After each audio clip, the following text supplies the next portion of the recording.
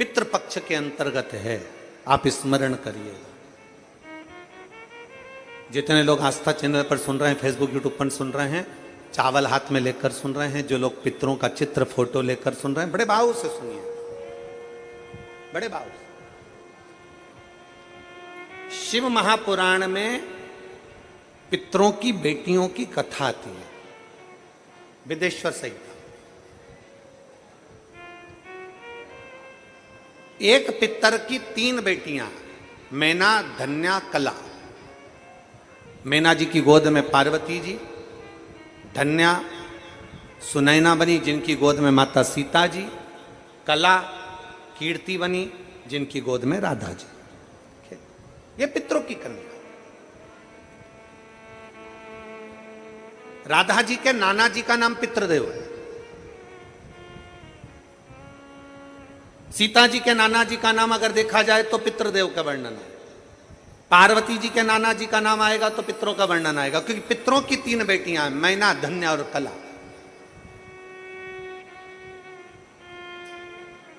पितरों की 3 बेटियां, और ये तीनों बेटियां आनंद के साथ बैठी थी, और तीनों बेटियां भ्रमण करते करते कहीं पितृलोक में घूम रही थी। पितृलोक में जाते जाते बीच में सनकादि ऋषियों पर इनके वस्त्र का एक अंश, इनके वस्त्र का एक भाग सनकादि ऋषियों की जंघा पर पड़ गया। जंघा पर पड़ा तो उनके छोटे छोटे चरण थे जिसमें उनको घाव लग गया। घाव लगा, उन्होंने श्राप दे दिया कि तुम तीनों को मृत्यु लोक में जाना पड़ेगा, तुम तीनों को पृथ्वी लोक पर जाना पड़ेगा। तीनों हाथ जोड़कर विनय करने लगी, हम पृथ्वी लोक पर चले तो जाएंगे, पर हमारा कल्याण कैसे होगा? तो तीनों से सनकादि ऋषियों ने कह दिया, तुम तीनों की गोद में 3 देवियां खेलेंगी।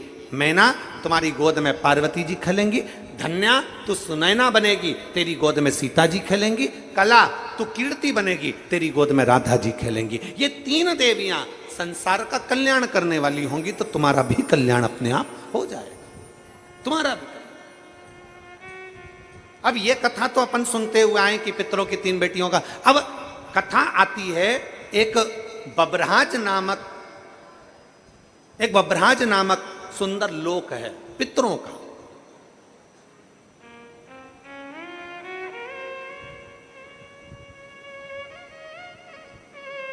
बब्रहाज नामक एक सुंदर पितृलोक है, बड़ा सुंदर पितृलोक है, जहां पर पितरों के स्वामी आर्यमा अपने एक मित्र, अपने एक भाई के साथ में विराजमान।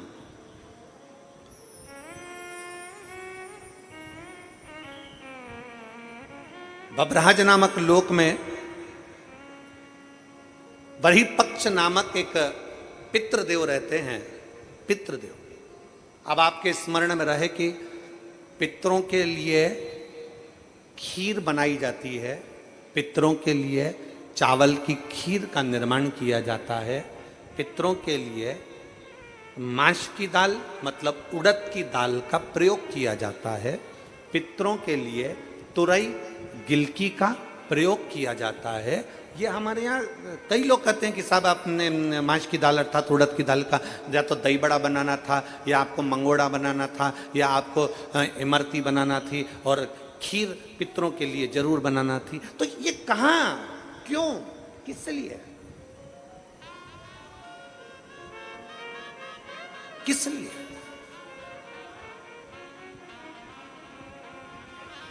शिव महापुराण की कथा कर रही है। बब्रहाज नामक सुंदर लोक में, पितरों के लोक में बहिर्पक्ष नाम के एक पितृ विराजमान है।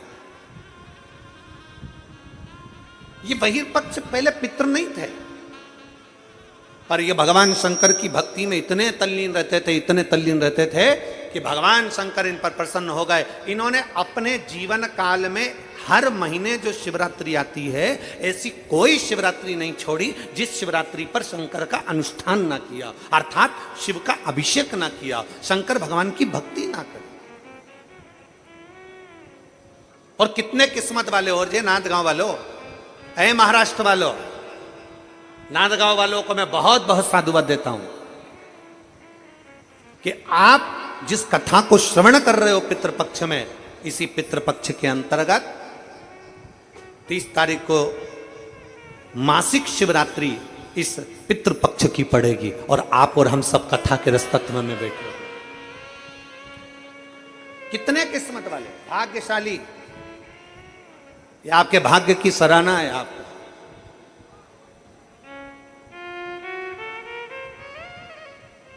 और आज कितनी तारीख है?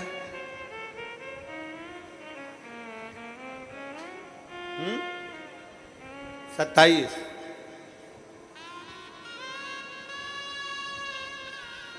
बाबा की भक्ति का एक आनंद अपने जीवन में हमें लेना, अपने बरही पक्ष शिव की भक्ति में लगे रहते थे, पंचाक्षर मंत्र षडाक्षर मंत्र का प्रयोग करते थे। ओम नमः शिवाय, ओम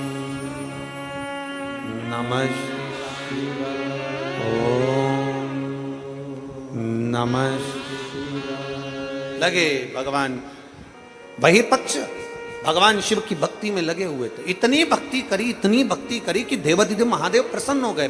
वर मांग, तुझे क्या चाहिए? प्रभु, जो दुनिया का सबसे सुंदर लोक हो वो मेरे को दे दे। जो दुनिया का सबसे सुंदर लोक।